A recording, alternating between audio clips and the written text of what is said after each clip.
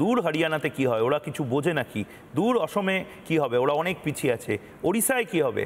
একটা সময় দেখলাম যে এই সমস্ত রাজ্যগুলোতে ভয়ঙ্কর উন্নয়ন হচ্ছে এবং হয়তো তারা আমাদের থেকেও কানের পাশ দিয়ে এগিয়ে যাচ্ছে, আর আমরা পেছনের দিকে থেকে যাচ্ছি।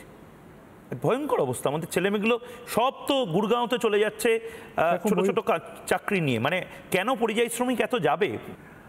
আমি মনে করি যে আমাদের যে রাজনৈতিক দিক থেকে যে দেউলিপনা, সেই দেউলিপনাতে কিন্তু আমরা ভারতবর্ষে খুব উচ্চ স্তরে চলে গেছি। ভিশনলেস লিডারশিপ, এই লিডারশিপ যদি পশ্চিমবঙ্গে তারা অনেক কিছু করতে পারত, কিন্তু তারা করলো না।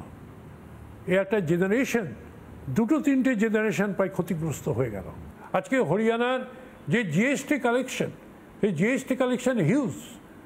আজকে হরিয়ানা যে ঋণটা করে, সেই ঋণটা হরিয়ানা একটা বিরাট পোর্শন তারা ক্যাপিটাল ফরমেশনে তারা খরচা করে। এই জিনিস তো পশ্চিমবঙ্গে আমরা ভাবতে পারি না। আজকে যে ঋণ করি আমরা পশ্চিমবঙ্গে, সেই ঋণ আমরা তো খরচা হয়ে যায় ক্যাপিটাল ফরমেশনে নয়, আমরা মাইনে দিয়ে, ইন্টারেস্ট দিয়ে, পেনশন দিয়ে আমাদের শেষ। তো আমি মনে করি যে আমার খুব অ্যাবাইডিং ফেথ, আমার বিরাট বিশ্বাস আছে যে বাঙালিরা এই অন্ধকার থেকে তারা আলোর পথ তারা খুঁজে পাবে। কারণ বাঙালিরা অনেক চ্যালেঞ্জের সম্মুখীন হয়েছে, পার্টিশানে দিন থেকে তাদের দুঃখের দিন শুরু হয়েছে। আমি মনে করি যে আগামী দিন বাঙালিরা তারা তাদের যে পুরনো বাংলা, যে বাংলা সোনার বাংলা, সেই বাংলা তারা গড়ে তুলবে। মাননীয় রাজ্যপাল অসীম ঘোষ, হরিয়ানার রাজ্যপাল, আমার শেষ প্রশ্ন আপনাকে। আমি আপনাকে দীর্ঘদিন ধরে জানি এবং আমি জানি যে অসীম ঘোষের মতন আবেগপ্রবণ মানুষ খুব কম আছে, অসীম ঘোষের মতন ইমোশনাল মানুষ খুব কম আছে। অসীম ঘোষকে যদি এটা আমি জানি না একজন সিটিং রাজ্যপালকে, মহামহিম রাজ্যপালকে এভাবে বলা যায় কিনা, কিন্তু অসীম ঘোষের মতন ইমোশনাল ফুল কম আছে। শেষ আমার বক্তব্য, আপনি খুব ভালো থাকুন, কিন্তু বাংলার জন্য, আপনার মাতৃভূমির জন্য আপনার কি মেসেজ থাকবে? সব গভর্নরেরই কিছু ডিসক্রিশনারি গ্র্যান্ট থাকে খরচ করার। আমি 65% ওই ডিসক্রিশনারি গ্র্যান্টস আমি হরিয়ানার জন্য খরচা করি।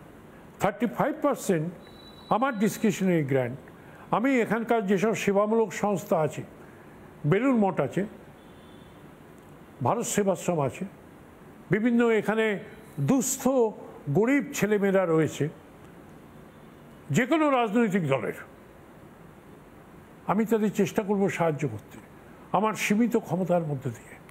বিভিন্ন লাইব্রেরি রয়েছে, যে লাইব্রেরিগুলো ধুঁকছে আজকে, সেই লাইব্রেরিগুলোতে আমি আমার সাধ্যমতো সাহায্য করতে চেষ্টা করব। অসীম দা, আমার শেষ প্রশ্ন আপনাকে। আমরা যে রাজ্যতে বাস করছি, পশ্চিমবঙ্গ, সেই পশ্চিমবঙ্গে অনেকগুলো জিনিস আমরা দেখছি এখন। আমি জানি যে রাজ্যপাল হিসেবে আপনার কিছু কিছু জিনিসে কমেন্ট করাটা উচিত নয়, কিন্তু বাঙালি, নির্দিষ্টভাবে বলতে গেলে হিন্দু উদ্বাস্তু বাঙালি, যারা হিন্দু বাঙালি, সনাতনী যারা, আপনি খুব গর্বিত একজন সনাতনী এবং এটা আপনি কখনো লোকান না, তাদের আপনি কি বার্তা দেবেন? পশ্চিমবঙ্গে একটা রোহিঙ্গা বা অনুপ্রবেশকারীদের চাপ বা জনবিন্যাস বদলে যাওয়ার চাপ থাকছে। হিন্দু বাঙালিদের উদ্দেশ্যে, আপনার মতন ভদ্রলোক বাঙালিদের উদ্দেশ্যে আপনার কি মেসেজ থাকবে? দেখো ময়ূর,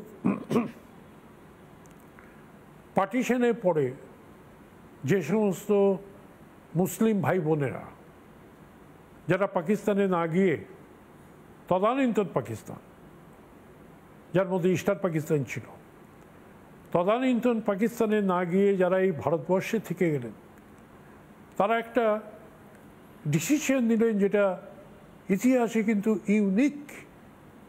ইউনিক এক্সাম্পল। এর আগে যারা মুসলিমরা ছিলেন রাশিয়াতে, জারিস্ট রাশিয়াতে, তারা পারসিকিউটেড হয়েছে।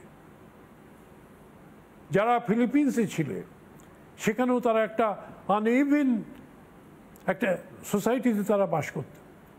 এখানে অন্যান্য ব্রিটিশ পিরিয়ডে যারা ছিলেন মুসলিম, তারা ওখানে সেপারেট ইলেকটোরেটের মাধ্যমে তাদেরকে আলাদা করে রাখা হয়েছিল, মেন স্ট্রিমের সঙ্গে তারা আসতে পারেনি। কিন্তু 47 সালে পরে যে সমস্ত মুসলমান ভাই বোনেরা যারা এই ভারতবর্ষকে ভালোবেসে থেকে গেলেন, তারা আমাদের ভারতবর্ষের সিটিজেন। তারা হিন্দু যে অধিকার পায়, এখানে খ্রিস্টান, এখানে পার্সি, এখানে জৈন, এখানে বুদ্ধিস্টরা যে অধিকার পায়, মুসলিম ভাই বোনেরা ঠিক সেই অধিকার তারা পায়। এই দেশ তাদের।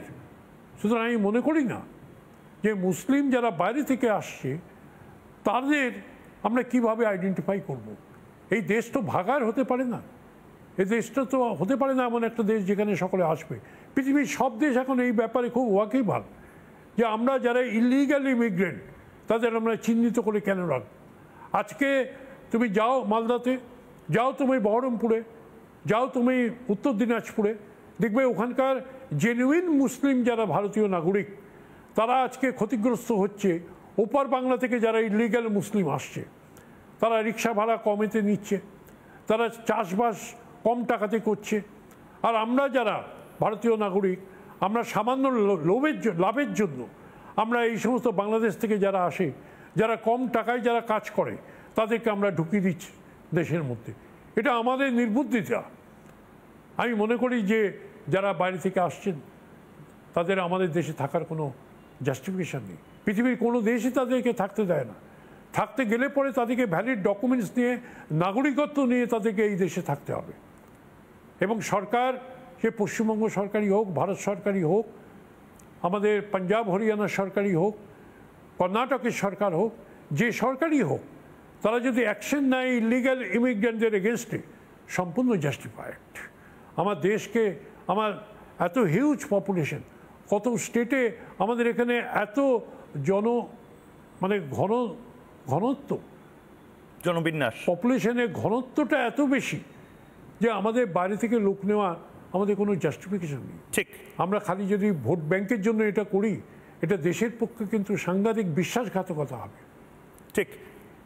অনেক ধন্যবাদ অসীম ঘোষ। নানা ধরনের কন্টেন্ট দেখার জন্য লাইক করুন, শেয়ার করুন আমাদের ফেসবুক পেজ, সাবস্ক্রাইব করুন আমাদের ইউটিউব চ্যানেল। পাশাপাশি অন্যান্য ব্রেকিং নিউজের জন্য অবশ্যই চোখ রাখুন রিপাবলিক বাংলায়।